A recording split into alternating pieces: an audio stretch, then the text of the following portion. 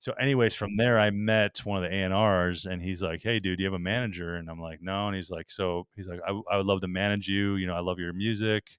And then I end up actually moving to LA, and I had two managers. And the first thing they told me is, "Dude, you got to get offline.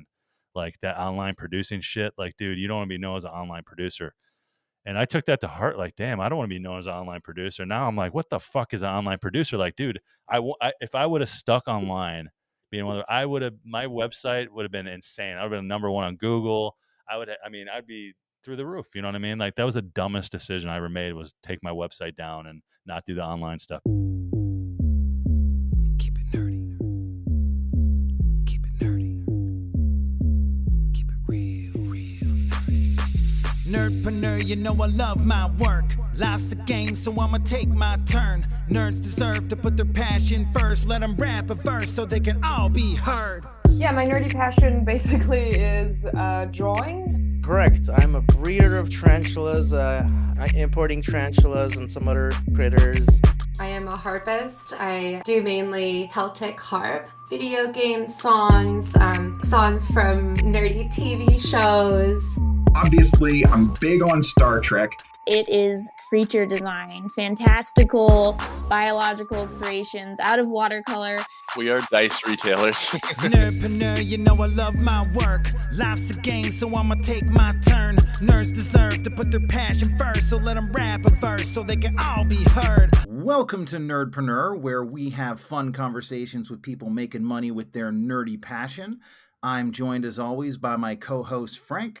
Hello. And today we have a very special guest. He is a Grammy-nominated, multi-platinum selling record producer who's worked with artists such as Nelly, Saint Lunatics, Chingy, T-Pain, and The Lonely Island. So if you ever heard I'm on a Boat, that was his beat and him there. He's also worked with rapper Tech9 many times, but more recently, I just saw you guys did a little collab with Roll Call. That was a banger. And it's just already racked up almost 1 million views on YouTube in the last month. His name is Wyshmaster, but we're going to call him Wysh. Welcome to Nerdpreneur. How's it doing? How you doing? Doing awesome. Thanks for coming on the show. So Wysh, for everybody who may not know you yet, what is your nerdy passion? It's kind of general. I'm gonna say music is my nerdy passion, but it's some of the things in music, you know, the engineering, that's, you know, some of the stuff that people don't want to hear about. Also marketing. So marketing and definitely like music, the part of the element that the people don't want to hear about is the synthesizers and the EQs and all that kind of cool stuff. Well, I think it's cool. Well, you're like a beat maker, and you mentioned also the business side, marketing side. Yeah. From doing some of my research, you were one of the first people who kind of started selling beats and things online, leasing them out. Is that true? You were I'm one of the originators of the online leasing. Yep. Yeah, that's crazy. I totally want to get into like that business side of how that came to be and how you got into that. But I figure maybe we can start with just, can you tell us a little bit about how you found your passion for music and making beats and all of that? Definitely. I've always been into music. I got it from my parents. My dad was more into like rock and roll, like Rolling Stones, Beatles, Jimi Hendrix. And then my mom was more into like Motown, so like Temptations. She loved Whitney Houston. So I got like that mixture of music. And then I'm originally from Chicago, so house is really big there too. Also, we had a cool little rap scene. I don't know if you guys were like Twister, Do or Die. Oh, yeah. I was really into Twist stuff So for just a a while. bunch of Crucial Conflict. Yeah. So I was really into that stuff, and then but I didn't know what I wanted to do. I knew I wanted to do something in music, so I decided, you know, or I was watching. I forgot what the show was, but it was basically a DJ, and he's playing records. I'm like, man, that looks cool. I want to be a DJ. So I started DJing. Well, I shouldn't say I started DJing. I DJed in my basement by myself, and then I would just, you know, buy records, and I kind of learned like how to match them. You know, it wasn't like how it is now. You just push a button and it like kind of syncs to the tempo and everything. I used to have to like slow down the record, and so you were analog to start, right? It just... Yeah, there you go. Yeah, and it was records. I should even say that. People don't even use records anymore. Or vinyl. So I started doing that, and then I got more into it, started, you know, networking with some people. I was taking a college course at the time. It was called music technology, because I was trying to find something music, and it was basically about like the analog board and patch bays and all that cool stuff, the nerd stuff, right? Yeah. So I started getting into it, and I met a DJ that was actually, he was known in Chicago on one of the radio stations, and I just like started talking to him like, hey man, I want to DJ too. I know, you know, you're really big. So he kind of took me under his wing and brought me out to like some gigs. So I did some like house parties. I did this really big club, and I started playing like this. I forgot what it was back then. With a song, I think it was the Dip. Man, I don't. When I dip, you dip. Anyway, so I saw the reaction of all the people on the dance floor, and I was like, you know what, this is cool, but I want to create the music that they're actually responding to instead of just playing them, you know, the music randomly. So I decided that day I want to be a music producer. Are you waiting to pursue your passion? Well, stop. Every single month, we interview a new entrepreneur making bank with their nerdy passion. And we figure out what made them successful so listeners like you can get success faster. So, here's the deal. As our show's been growing, the guests have been getting bigger, which is awesome. But if you want to help us grow a little bit faster, go to the top of your podcast app, hit follow, and give us a 5-star rating. It helps the show more than you know, and the bigger the show gets, the bigger our guests are going to be. Thanks again for listening, and here's today's episode with Wyshmaster. And then I was like, all right, I'm making beats, but how do I like really get good at this? So I started listening to like those producers, and I started, you know, I was like, all right, I'm going to make some stuff like Dre and Timberland and do some like 3-6 Mafia beats. I was doing a security job at the time, and it was super boring. I really just sat at a computer all day and made sure nobody walked out the door with a computer, and computers were like this big, you know? So, so I'm like, all right, I think I could see no one's going to put that on their jacket. Right. So I started searching online a lot, and I found this website where it was producers putting up their beats. It was called mp3.com, which is like, it was like the first SoundClick. I don't know if you guys heard of SoundClick, but yeah. So I decided I'm going to start I put everything up. I was like, I had like 20 or 30 beats, and I just put them all up on there, and I started seeing people's reaction. And then mp3.com used to play people for how many streams you used to get. So, you know, let's say you got 1,000 streams, they'd send you like a check for $10. It was like every few months. And I got to the point where like I made like a $40 check, and I was like, damn, I'm doing it right now, man. I made $40 off beats. And I didn't know about IPs and all that stuff back then. So I literally sat in like my parents' basement, like playing my shit over and over again for hours, not, you know, thinking like, oh, I'm going to get paid on this, not knowing that only one click, you know, counted. So that was fun. We've all done like, it. Oh yeah. Read your IP address once. So only one of those counted. Yeah. After a while, they stopped paying people. So I was like, all right, what am I going to do now? So they had like a internal email system, you know, or messaging system. So I went in there, and I was like, I had like hundreds and hundreds of people that hit me up that I never even responded to. And like, hey, how much do you want for this beat? Or I love this track, man. You're like the best. You know, you sound like Dr. Dre, you know. And I got this message, and it said, you know, how much do you want for this beat? You know, and he said whatever the title was. And I'm like, I looked at my phone bill, it was like $50. I'm like, all right, $50. So I sold my first beat for like $50. It was exclusive, which is pretty cheap for an exclusive beat. Cheap for exclusive Yeah. beat. Yeah. But first one, right? Yeah, exactly. I didn't know what I was doing. So I started selling exclusives, and like I got to the point where I was like super known online. I was selling beats for like up to like $3,000 per beat, just by independent, you know, artists, even like overseas and stuff. And then around then the economy kind of got bad, and I remember, and then like just sales are starting to go down, and people like, I'd say $300, and you know, people get pissed like, man, you're not Timberland, $300, I'm not paying. I'm like, well, Timberland charges like $20,000, but yeah, you know, each their own. So that's when I came up with the idea I was like, all right, why don't I just sell the same beat over and over again, give them the licensing rights, make it a cheaper price. And so I took on that mold, and that's when I really blew up, and I started reaching like different countries. I mean, companies, and just hit me up and like, hey, I'd like to do this project. So I got called by a guy, John Vignacchi, who worked for Midway Games. I don't know if you guys know the video game called Midway Games. Yeah, I was going to ask about that because I mean, if you're real nerds, you know what that is. We know right? Midway Okay. Games, yeah, for sure. Anyways, he called me up, and he's like, hey man, I'm working on something. It's new to the video game world. It's called NBA Ballers. It's a basketball game, but instead of just playing basketball, you're living the life of a baller. Like you get to upgrade, and you get chains, and you get mansions, and all this cool stuff. He's like, we'd love for you to work on it. So he invited me to the office, which happened to be in Chicago, which is really cool. So I went there and I was just blown away. And I love gaming too. So it was already cool. I was like, man, this is awesome. So I walked in, they're like doing all these scenes and showing me from the game. And like, yeah, so we want you to create a lot of the music for this game. So I end up doing most of that soundtrack. And they actually put a CD in the first, like, I think 1 or 2 million copies too. So I actually got platinum. I don't got my plaque yet, but I got a plaque for that because they put a CD in there.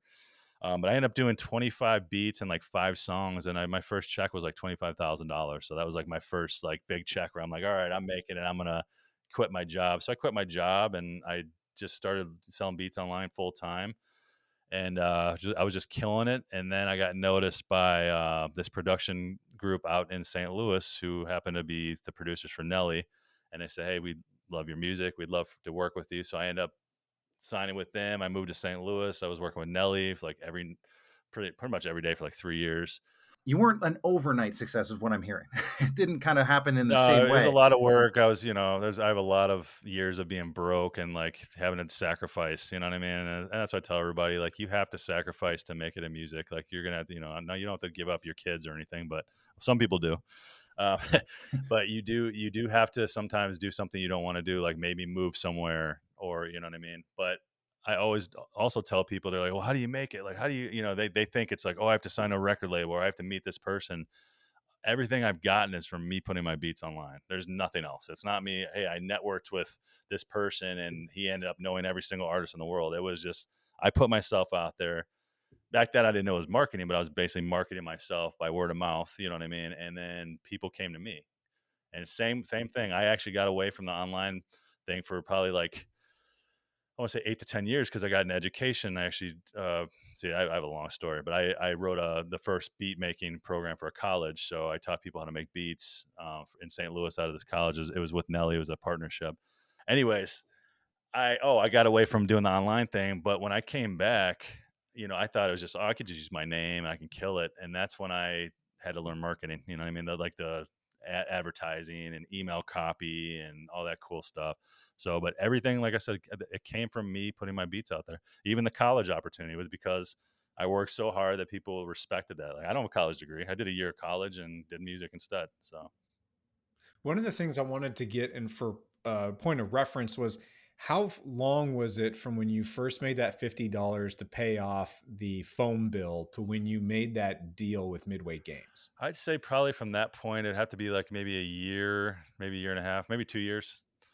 So Wow, yeah, that seems pretty fast. yeah, it was. Is that fast in the industry? It is, but it was back. So I'm not gonna say it's harder now. I mean, I guess it is kind of harder because everybody's doing it. But back then, it was like Saturated. it's oversaturated. There's not, back then. I mean, there was a lot of producers, but not as nearly as much as now. The online thing wasn't as big, so it was easier for me to move up because I was already kind of moved myself to the top. So then I kind of stayed up there. I'm a workaholic, so like I can create 15, 20 beats in one day. So like I would literally just upload like 10 beats, every day or every couple of days. So people are like, damn, he's just even Nelly, when I was in the studio with him, he would say, all right, Wish, come back tomorrow with some more beat. He know I'd come back with like 10 more beats, you know what I mean? So he's like, all right, let's just keep working. Cause I don't know how many songs with that dude, but ton, because I just kept making stuff. And that's how I nerd out, is I just make beats. And I just love the sounds and putting drums together in different genres and Get in the stuff like that. groove. I like really get into it. I even like sing, like if I'm working like on a certain beat for an artist, I like sing like them or rap like them just to get into the groove of it. You know what I mean? It just helps me kind of create that beat. I look like an idiot doing it, but like I remember at the college, they made my office see-through so people can see me. Like, so I had my studio in there, Like a and fishbowl. yeah, yeah, exactly. I was in a fishbowl, but because I get so into it, I didn't care there were people around, so I would sit there and start singing like, da, da, da, da, I sound like an idiot. But people in the window, on tours looking at the score, probably like, what the hell? So it was just, yeah. So everybody like, damn, there goes Wish making something. So much of what you mentioned was around putting yourself out there, right? Like Yeah. it sounds like you weren't too afraid to make a bunch of beats, or maybe make mistakes, because if you're making, say, 10 beats, and they're not all going to be perfect, right, for Nelly or whoever, right, you're just kind of you're putting out a lot of stuff, and that not only obviously increased your skills, but also gave you the ability to have some selection for them to pick out what resonated with Exactly. them. But I'm curious, like, if you were to give advice to somebody who is like, because we talk to people all the time that are like just afraid to put themselves out there, or they're worried about the judgment behind, and it doesn't necessarily have to be music, it could just be their content or being seen on the internet. Do you have advice for people who are like that around, like, I may not be good enough yet to put myself out there, or to try and do that? Yeah, I just so I this is gonna sound like dumb, but it's like just do it. Like this is someone who's dealt with anxiety his whole life too. So I'm not like this person that was outgoing, like getting in the studio and running around. But like I let my music speak for itself. I literally sit there. I might bump my head a little bit, but I was never that. Like sometimes producers get in there and they like get in there and they hype up and like, hey man, you don't understand. This is the beat for you. Like you need to get on this shit. Like put T-Pain on there and do this. I was just like, put the beats on. I just sit in the corner like this and just kind of listen. Because like I said, I dealt with anxiety my whole life. And I did have those feelings of, man, I'm not good enough to be in the studio, or damn, this beat sucks. Or if they like an artist would skip through it after like 10 seconds, I'd be devastated. And now today I've learned so much that it doesn't matter. You don't know what they're looking for. You don't know what mode they're in. It doesn't mean that they hated your beat. If they just might have, what if Nelly just broke up with his girlfriend or something, then I just gave him like a love beat. He'd be like, dude, I don't want to hear this shit right now. You know what I'm saying? Like, give me something where I want to like murder somebody on a beat, you know? So I had to learn that just by experience, but anybody who's like trying to get into is like, just put it out there. You know what I mean? And just see what happens. You're always going to get something, some kind of, especially because we have social media, you're going to get negativity from somebody because people are jealous or you're doing something they're not. And you can't take everything, you have to take everything with a grain of salt because, like I said, there's going to be mixed stuff. But what are you going to do by letting your music just sit on a hard drive and never get released to the world? It's just going to sit there. You're going to have regrets later in life, And I did that. I had my like pile of good beats that I never wanted. I'm like, I'm gonna not put these online. I want this. I'm saving this for Young Jeezy or whoever was back then. You know what I mean? I was like, or this is not made. I don't want to give this one up because sometimes we look at our creations as like babies. Like I don't want to give up this baby. This baby's made for this one. So 3 years ago, Pi, and I have those same beats now. They're like dated. They don't even have like that type of beat. It doesn't even work anymore. So it's like I was like, damn, if I would have put that out there, who knows what could happen? The next big artist could have jumped on there. Yeah, and what you might learn, especially from feedback. So Yeah, I make video content and I take photos for my day job, do product photography and whatnot. And when I look back at the old stuff, sometimes I held it, like you said, like it's my baby. Yeah. I guard that. And then I get feedback and I'm just like, wow, they pointed out something that I really am glad they pointed out so I can improve. And nowadays there's things that I look back and I'm like, that's where I learned this lesson. And if I had held that to myself, like you're saying, I wouldn't have known. Well, and sometimes you might do something that you think is shitty, and that ends up being the bigger project than the one that you thought was the best one. I've made beats that took me 5 minutes, and I'm like, it might be a loop or something, and I'm like, all right, and I bring it to the studio and play for an artist. I'm like, oh man, I'm just playing this just to see, and then all of a sudden they're like, hey, let's copy and paste that. That's the one, and then they end up making a hit to it, and you're like, well, what about this one that took me like 8 hours? Like, that's cool. We'll come back to it. That happens all the time because sometimes you think that your crap is actually not. Actually, funny story, and I won't tell the whole story right now, but the Lonely Island I'm on a boat beat was one of my throwaway tracks. It was actually one that I did not like at all, that was in a pile of like my doo-doo beats. So really well, I'm curious about that story. So you basically, I can tell the story if you want. Yeah, sure. Like, so what happened with that? I didn't know who they were, so I was in the studio with Nelly in St. Louis, and I was like the producer in St. Louis. Like everybody was coming to me like, oh, go to Wysh if you want beats. Like that dude's crazy, he's on fire. And Universal, I think Republic, called up to Nelly's studio, and it was an A&R, and he's like, hey, I'm in St. Louis. I'm actually going to East St. Louis to look at this artist. We need some producers though. Do you got, dude has beats? He's like, yeah, dude, my guy Wysh, man, he's like freaking really good. So he put me in touch with them, and then the guy's talking to me. He's like, yeah, man, so I'm working with this artist, or I'm looking at this artist, and we need some beats.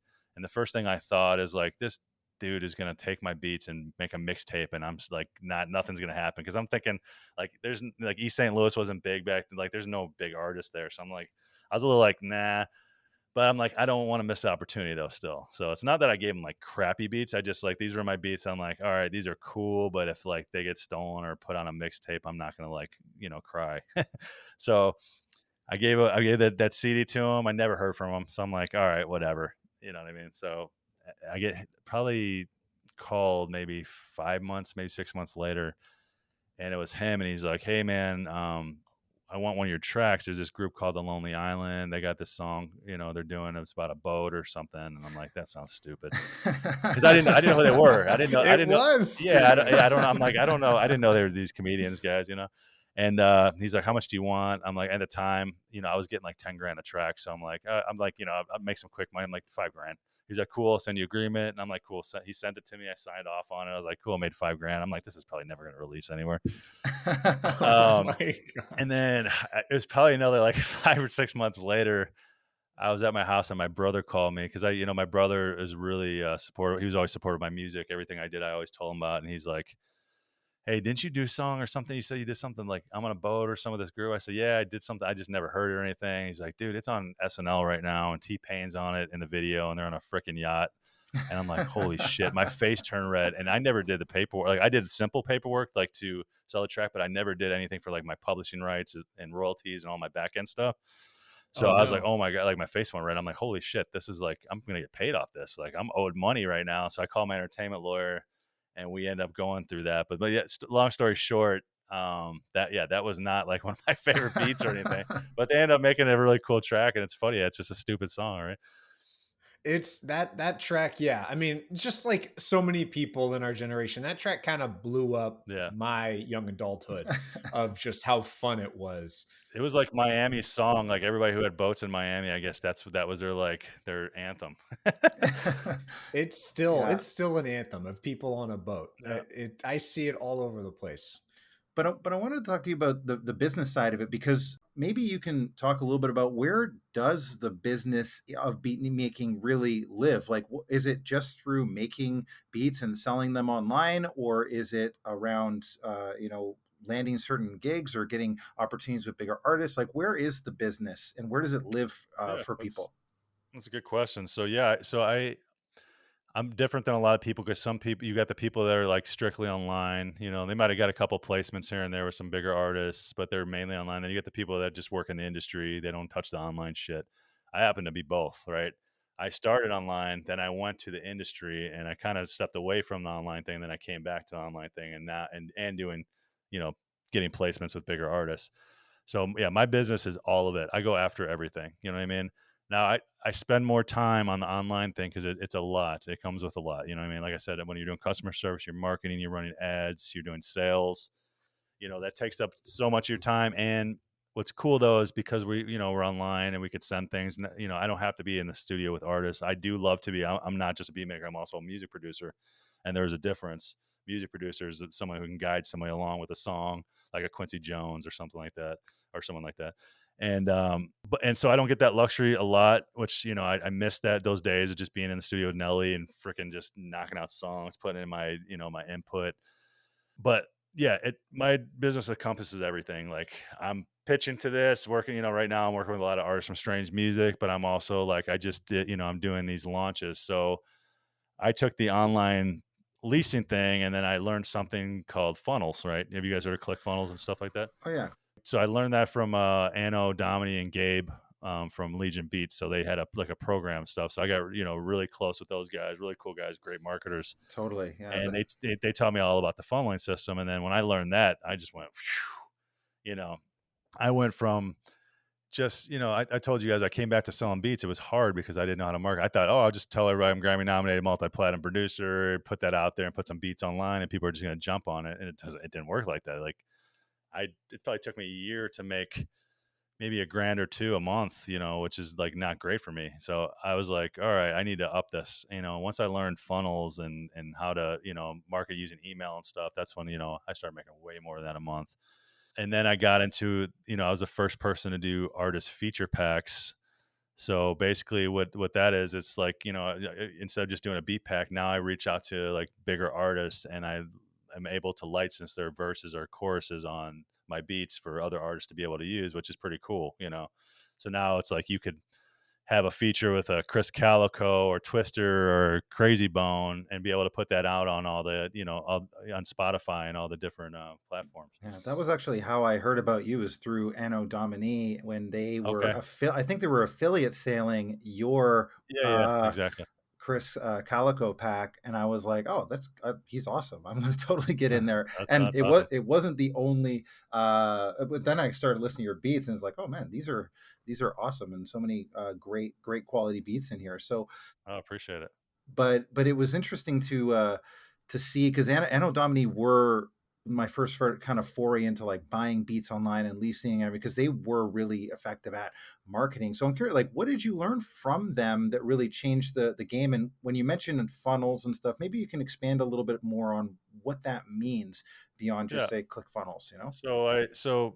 And then I guess I'll just go in the funnel first. So what I learned in a funnel basically is like a one page, whether you want to get like a lead, like let's say a lead page. So leads are people, you want to get them into your email address. So they taught me like, hey, give something for free. And I was like, dude, I'm not giving my beats for free. Like, this is crazy, and I'm the guy who, that people hate for saying like selling beats for $25 for a piece. You know what I mean? I'm saying like, I'm not giving this shit for free.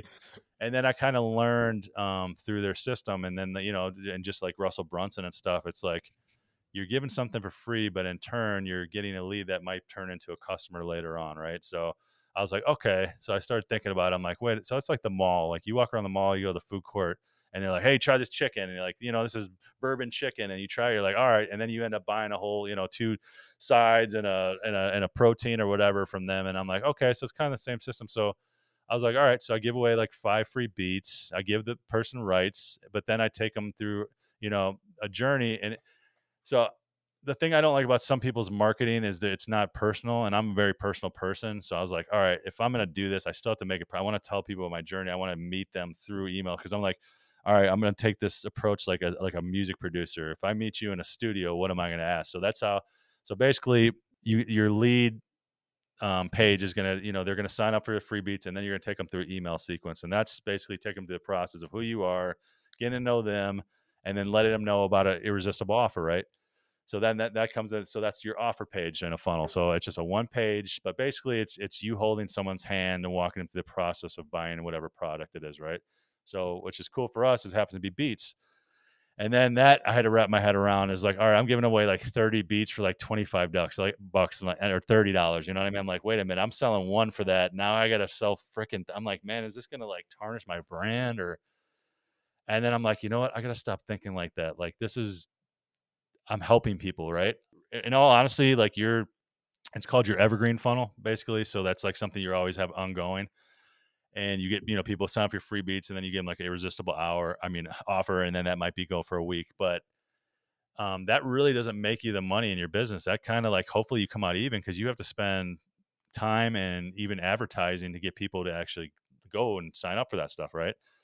So I was like, all right, well, I'm just going to go through this and then give someone like even crazier irresistible offers. And maybe I can think of some other cool shit, like, okay, affiliate marketing. I learned about affiliate marketing, and affiliate marketing is basically you're helping sell somebody else's product, but in turn you're getting a percentage of that. And I was like, all right, what stuff do I like and what stuff do I believe in? And is there stuff out there that I can even reach out to them and say, hey, I'd love to affiliate. So I did. I started reaching out to people and saying, I love to sell your product. Do you have like some kind of affiliate thing? So I put those in my emails. Like I would tell a story, something about me, and I'd say, all right, this is what the tool I use to be able to get out of this or be able to get better at whatever I'm doing. And then I affiliate that. So that's kind of a funnel thing too. I don't know how deep you want me to get into this. We might go a little deeper, but I want to put it from like this might be confusing for some people. Yeah. So. Well, we're gonna break it down. Well, I wanted to give it from the perspective of the client too, because like what's happening on the client side, at least from where I was, is that, I'm an aspiring rapper, let's say, right? Somebody who as your avatar, your ideal client. And I'm assuming that you have an idea of who it is you're speaking to when you're writing these emails. And, what am I looking for? If I'm a new aspiring rapper, I'm looking for great beats, because you got to freestyle and practice and figure out how, but I don't have tens of thousands of dollars. So like I know you've probably gone through this exercise in some capacity of like, who is my avatar? Who is my ideal client? Right. And from there, like, that's why when I jump on your website and it says, give me your email, here's 5 free beats from this multi-platinum producer, I'm excited about that on the first opt-in. So I'm willing to give my email to get those 5 beats. They're awesome. I'll check them out. It's great. But now you can send me emails. And that's the real power in this, is you're creating the relationship with your ideal client. And so by being able to say, hey, I have your I have this great offer for you down the road where you can get, because the packages that I was purchasing, I was looking for high value of, like, because I don't know even what my sound is, right? So I'm like, let me just buy 100 beats or 50 beats or whatever it is for this price point. And it was sometimes hard to say no, because it wasn't just the upgrade, but it was also like, oh, I also get these extra bonuses, or I have these like unreleased beats, or I have these features from these people with hooks and and stuff. So from the client perspective, it's like, oh man, you're giving me all these things I really want, and the offers are irresistible. So maybe you can talk a little bit about what makes an offer irresistible to your clients. Yeah. So first, it's what sucks too. Is some people think like the whole funnel system's like, oh, it's a scam. Like, oh, you're doing this just to get me on your email. But it's like, all right, if you think about it, I gave you free beats. You can unsubscribe and have those free beats no matter what. And then the offer is I'm giving you like 30 beats for $30, and that's a scam to you. It was crazy No, good deal. actually, it's not doing me a lot of benefit. It's you know what I mean. Like I'd have to sell thousands and thousands of those for me to even be like, all right, now I'm doing it. And that's not how it works. Evergreen funnels, you can make some money off those, but there's really just that's to build up your list and and be able to down the road And become a build a customer, or relationship make them a too. customer. Huh. Exactly, and build a relationship and get a customer. Well, what was you were asking about the Yeah. irresistible offer? So Yeah. so I had to. It was hard for me to do that at first because I'm like, this is so cheap, but I'm like, you know what? I do like helping people, and like you'll even look some other interviews I do. Like I did education, I did free coaching for producers and stuff like that. I do like to help people because it makes me better at my craft. You know what I mean?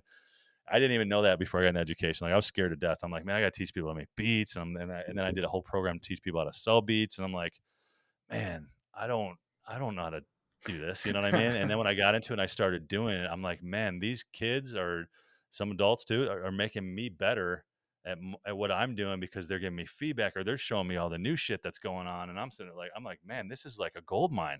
Like helping people is actually makes me better. You know what I'm saying? It actually That's makes me, cyclical. yeah, exactly. So I was like, I don't care anymore. I'm like, I'm gonna do 30 beats and make it like $30, and I'll throw some bonuses in there. So like, my bonuses were like, all right, what does an artist need? Well, they need gear, right? So I talked to Guitar Center. I'm like, hey man, if I send people your way, would you mind giving everybody a discount? And he's like, no problem. So I did a Guitar Center discount. They would get up to like 20 or 30% off gear just by, I'd just give his email and they would email him and send him all the stuff. And like, that was a free bonus I threw in there. I did free bonuses like unreleased beats that I've never put out there. Like that would be in there or something, I forgot what else I put in there, but What I noticed too is you're also saying to people on your site, like, hey, if you were to buy this normally, these track outs for this many beats, it would be, $10,000, like tens of thousands of dollars worth yeah, of because there's so many. value. Yeah. Yeah. And so that is something that people who are in, like, understanding your avatar, understanding your person who you're marketing Mm-hmm. to, what exactly they need. That's, I think, what made it so irresistible, or Exactly. makes it so irresistible for them. So I know that's a kind of gateway in for people into your world, into buying beats from you. Yeah. What's sort of the next stage of that for relationship? Is it just you launch more new products, or is it other? Yeah, like I do contests and stuff. Like I like to do a lot of free stuff. It's not just me always selling. I know it probably sound like that when I said it. I do a lot of like value. Like I give value free stuff. I do contests where I do prizes and stuff, and they actually get them exposure to artists. So like I said, I missed that when I first started. I didn't have any of this when I started making beats. I had a lot of fans and stuff, and people that would like message me and say that loved my music. But now it's like I'm actually going back and forth. I'm on social media with people. I missed that when I was working in the studio because, of course, yeah, I'm working with artists, but then after, words you're done, you don't know, like the world's not really reaching out to you, like, oh, we love you, Wyshmaster, your beats are awesome. So I was like, I missed that, having people like, just a bunch of fans online. So yeah, me coming back and like knowing this marketing stuff really helped me actually like just engage with people and like and help people. And people email me all the time or message me and say, man, you changed my life. Like I'm getting so many streams off this pack you just did, or I just got a meeting with this record label or whoever because of the track we did and stuff like that. So it's really cool to be able to help artists be able to live their dreams and stuff. And yeah. One of the things that I love hearing whenever we interview people, and you've been saying it multiple times, is the joy you get from helping people. the value you provide. And one of the things I wanted to circle back to real quick that was in your funnel is your different levels of value that you provide. And I'm breaking this down for listeners to kind of like see it in another way. So I'm very structured. My brain is very logistics based. And one of the things you said was when you first are getting people to sign on, you're starting off with a free offer. Yeah. You start off with, hey, for your email, here's a free. And you have to. That's the thing. songs. It's like, what else am I going to do? Right. Hey, I want to be your friend. Come freaking sign up. Like, you're going to be like, dude, this guy's fucking creepy, you know? Yeah. What's in it for me? Yeah, exactly. right. And in that case, some people will think it's a scam. But then you start to provide value in other small ways. I forget your exact examples, but you said, you might follow up. Your funnel has multiple emails that are evergreen. It's part of your evergreen funnel. Right. And then eventually, as you warm people up and they've moved past that initial stage, so they're in that early stage, they haven't made a monetary commitment yet, but then you keep providing that value probably without an ask. I'm going to assume a little bit. Yeah. So That's what I'm saying. I have emails that even talk about like, this is what publishing is, because a lot of artists don't know. They don't know how to get paid in the back end. So I'll do a whole email and I'll do like a blog or something. I'll say, hey, go check this out, this article, stuff like that. Yeah. You were talking about how you would talk to them as if you were in the studio with them. Right. Exactly. And people would love that. Not only the connection but also the value, the education you're providing. And then you're not asking there until later on you say, hey, by the way, here's another opportunity for value for a small monetary amount. You're going to get even more tracks, and it's still a huge savings to them.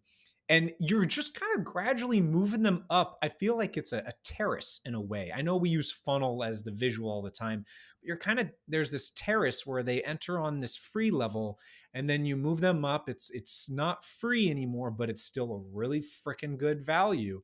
And you're constantly adding this value. And all the while, the underneath thread, the common thread through this tapestry is your desire to provide value to people and help people.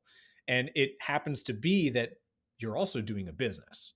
You're also creating a following. You're also engaging with people. And all the while, you're helping and feeding your business at the same time, because those two things are very much symbiotic. They don't have to. Sometimes people think money's evil, right? I'm sure in the music industry, I'm not terribly well versed in the music industry itself, but I'm pretty darn sure people in the music industry think money equals evil. Yeah, I mean, the music industry is just evil in general. I mean, there's okay, all right, fair point. But this is another thing too, though. I'm not working for a company, right? I'm working for myself. I believe in what I'm selling. So it's not like I'm not like, hey man, try this toothpaste. It's supposed to make your teeth white after 2 seconds and shit. And then they put it on, their teeth fall out, right?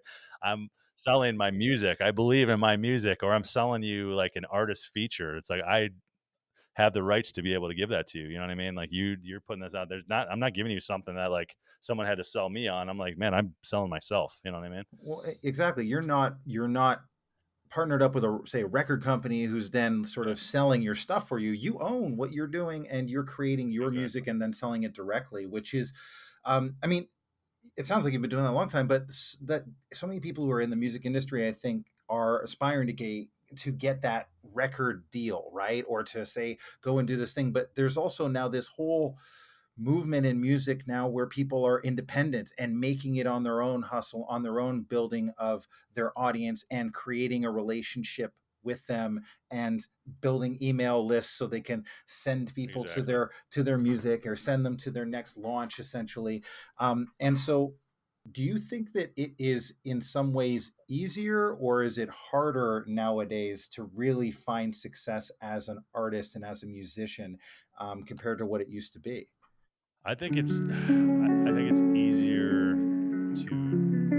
I honestly would have said. Hey, nerdpreneurs. You just reached the end of the public version of this episode. We spoke to Wysh for another 40 minutes on topics like his philosophy behind beat making, how much of music is skill versus a gift you're born with, how you get yourself 1,000 true fans, and the worst business advice Wysh ever received. We also ask him a bunch more rapid fire and random roll questions, and if you don't know what those are yet, welcome to the podcast. They're coming up next.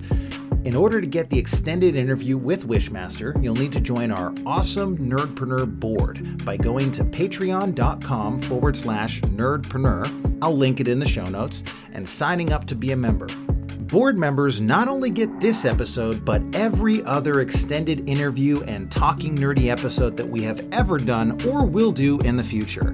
That includes over 25 interviews and 30 talking nerdies. Now let's finish off with random rolls and rapid fire with Wyshmaster.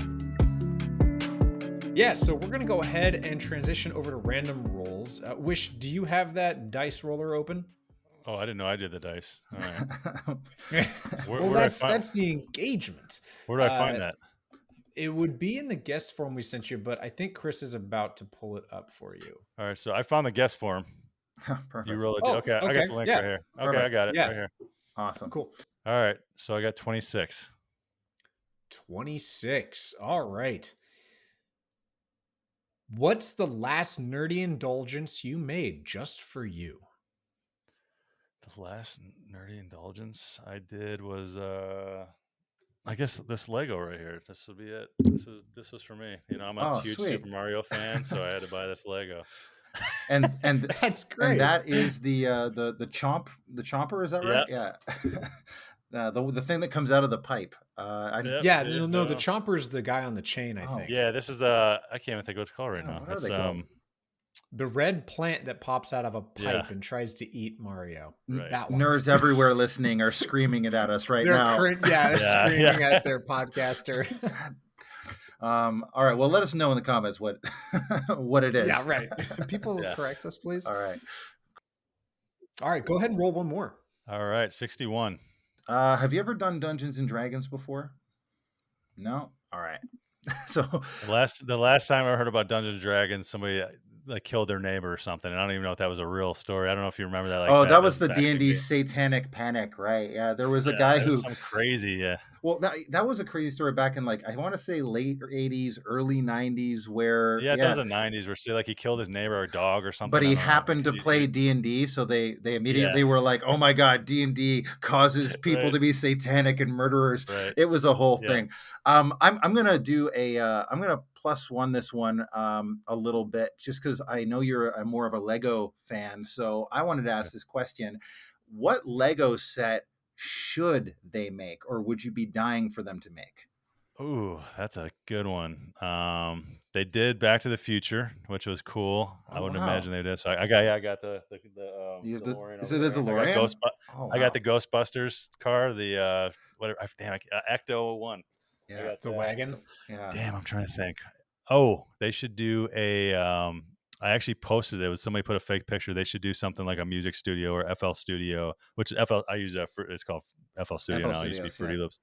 So if they could do like a Lego of like that program or something, or like our producer setup or something like that, that would be awesome. That sounds so niche. That's it is really niche. For all of the producers out there, we've made the best Lego set. Right. But that's really cool. I like to get my Legos of stuff I like nostalgia stuff. That's like my main stuff. Like I got R2-D2 over here. I love Star Wars. Nice. Go ahead and roll one more. All right. 92. If your life were a movie right now, what would the title be? If my life was a movie right now, what would it be? It would be called The White Tiger. Ooh, why is that? It just sounds cool. Yeah. Yeah. It's like you think of tigers, the white tiger is the one that's like different from everybody else. And I kind of like was a tiger, I feel like in my life, and the white tiger is like the one that's like, people don't think about it. It's very rare. So I feel like I'm a rare tiger, I guess, in my life. So do you feel like when you meet people, often they're kind of surprised? They're like, "Oh, you're Wyshmaster?" Yeah. I mean, even when I was selling beats online, nobody saw my face. So everybody just assumed I was this black guy, right? So even like a guy came all the way to my house from St. Louis, and he's like, "Oh my God, dude, you're a white dude." Like, I was like, "Why? What does that matter?" He's like, "No, I just thought, dude. I was just like, just because your beats." I'm like, "Oh my, that's kind of weird." It's kind of a compliment, right? I guess. People, they don't expect, like, I'm 6'3", I'm a bigger dude. So like, I remember the first time Nelly, he looked at me super weird, and he's like, "You're Wyshmaster?" I'm like, "Yeah." He's like, "Bro, you look like a bodyguard or something, dude. You know what I mean? So Oh, you were in security. This makes yeah, sense. yeah. Nice. Cool. Let's do one more random roll. 36. Ooh, is there any nerdy or fantasy kind of franchise that you would love to see redone, but as a musical? I'm not a musical person, man. Which I'm into music, which is funny, right? What? Oh, I thought Yeah, maybe I'm not we'd a do mu- like I'm a not a hip hop musical or something. I totally thought this, yeah, like a Hamilton style. Yeah, hip-hop yeah. musical. I'm not a big musical person, but if they did one, well, I can't say I don't. I like Wizard of Oz. Like that's a musical. That would be considered a musical, right? Yeah. I guess I like that. That was pretty cool. What about like a horror? If they can a horror musical, Yeah, I haven't seen a good one. I saw That would be hard. Evil Dead the musical one time, and it was awesome. I love Evil Dead, dude. So That'd be yeah, I'd highly recommend that if it comes to town. But a musical. Let me see. Little Shop of Horrors is already a musical. That was a good one. I guess I do like musicals. I guess I just think when people say musicals, I'm thinking like what is it, like the cheesy ones? You know what I mean? Like Showboat High or School Musical High School. or something like that, like stuff like that. That's Oh, I guess right. that's the first thing I think of. So Totally, yeah. if they could, what was ask me the question again? If you could have any kind of nerdy franchise turned into a musical or redone as a musical, which franchise would you want done? I guess nerdy Ghostbusters. That'd be fun. Yeah. That could be good. I could Yeah. see that being really, because it's already funny. It's Yeah, already exactly. comedic. You could do some cool stuff with that. Yeah. And they do have unique sounds with the guns that they use to trap the ghosts. Right. There were some exactly. unique sounds you could definitely work in there. Yeah. Yeah, totally. That's sick. Totally. Awesome. Well, we're going to go ahead and transition now over to rapid fire. So this is typically more silly. We're going to go into some avenues that maybe don't make sense at first, but everything will be. I'll try my best. I'm an overthinker, so that's why sometimes I'll hesitate. Like, all right, I got to think about this. But it's called rapid fire, though. So that's the beauty. We get to edit. Yeah, we try to keep it edited down, but sometimes we've had a couple big discussions come out of rapid fire too, if it goes somewhere. Yeah. Okay. First up, Obi-Wan or Yoda? Obi-Wan. Who's the best Spider-Man actor? Oh my gosh. Toby.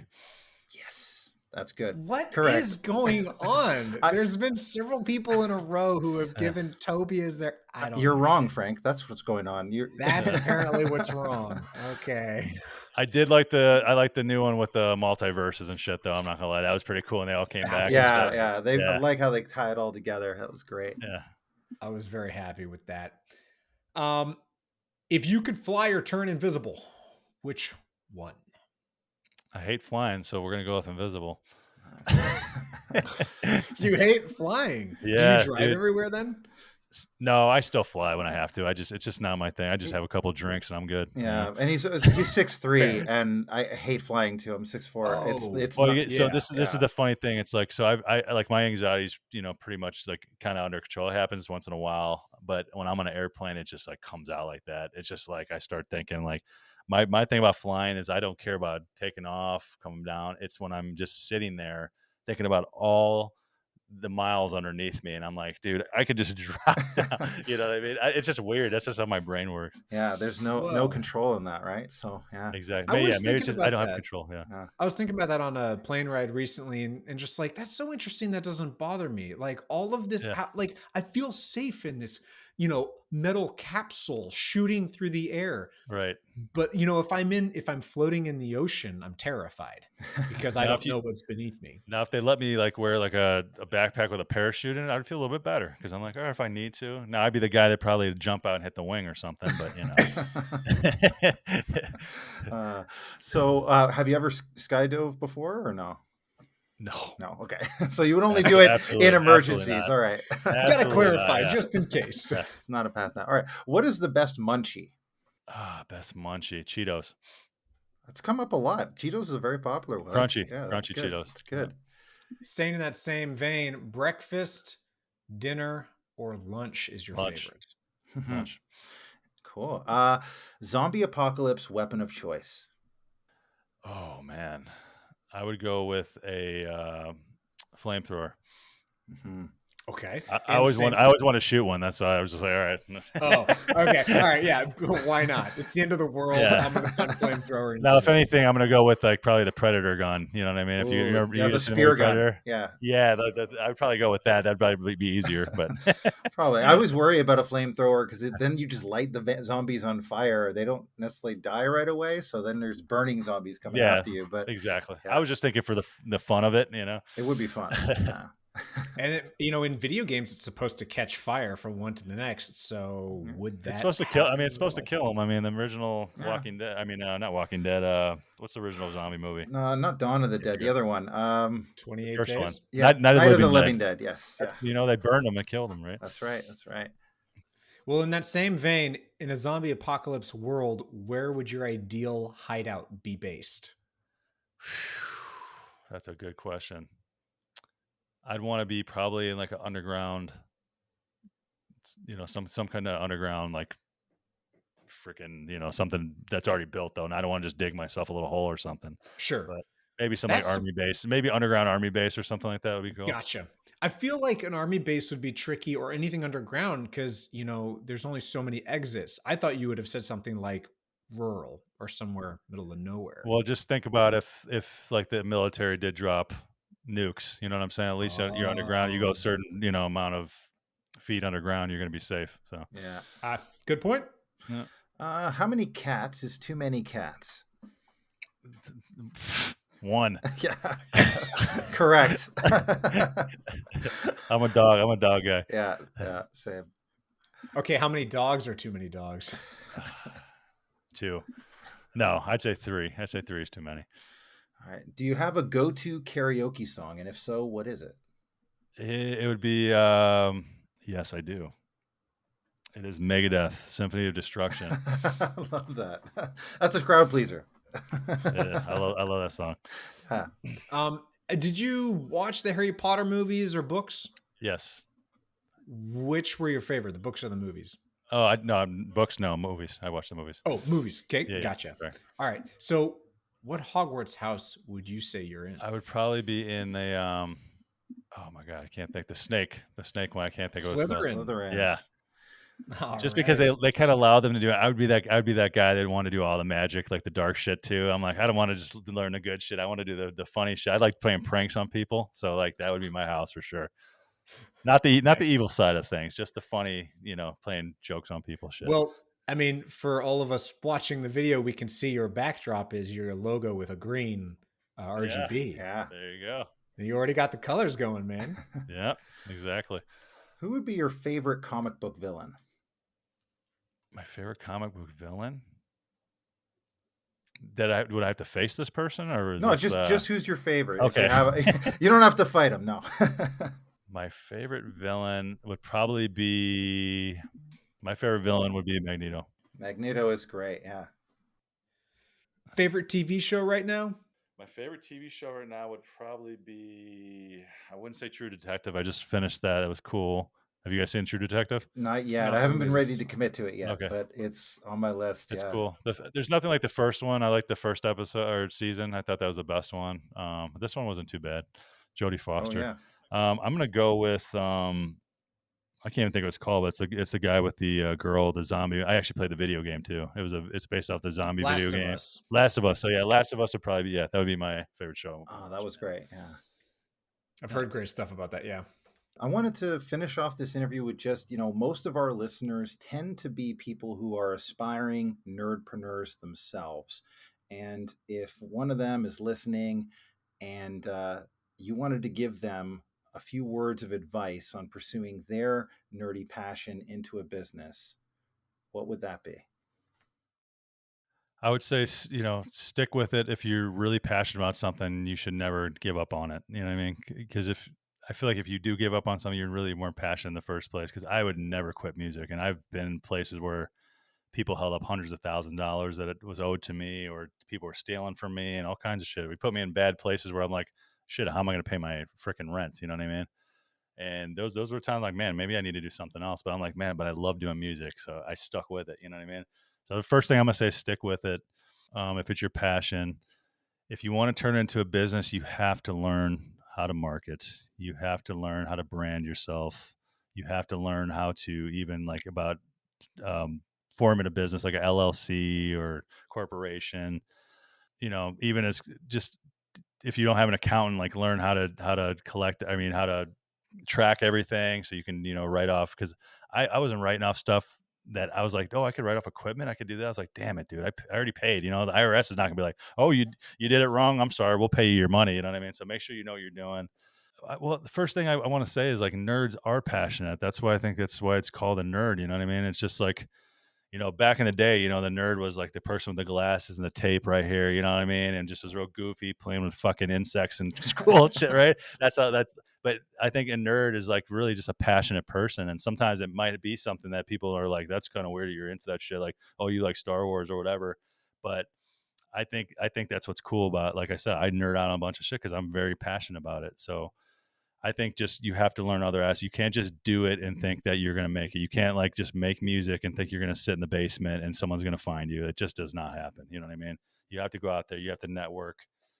Yeah, you have to be the business, the whole business, not just the product. Exactly. Every decision you make, just always know it's your brand. So if like, you don't think I want to go off and if somebody sends me an email saying, tell me to go kill myself or I'm an asshole, you don't think I want to be like, go fuck yourself. Send me your address. No, but I just, I say just unsubscribe them. That's what I do now. I just unsubscribe. Sometimes, I used to say little things back like, oh, you must not be passionate then. I'm like, I'm going to get that person. I'm like, dude, I had to stop. And it ruins my day. You know what I mean? Well, Wysh, this has been so awesome. If people want to get some beats from you or support you or follow you and what you're doing, where can they do that and how can they support you? So just go to my website, wyshmasterbeats.com. That's WYSH masterbeats.com. Or just Instagram's my favorite social. So like Wyshmaster that's all it is. It's just Instagram /WyshmasterBeats. Those are my two best places to go. Awesome. Well, thanks for listening, all you nerdpreneurs out there.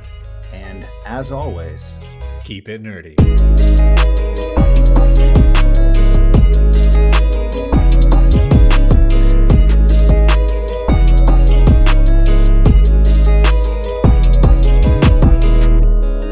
Hey, nerdpreneurs, thanks for listening. If you enjoyed today's episode or got any value at all, one thing that can really make a difference is go to whatever app you are listening to this podcast on and give us a 5-star rating.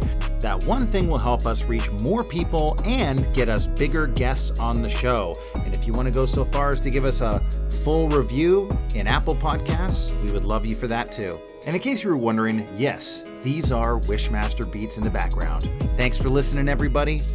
And we'll catch you on the next episode.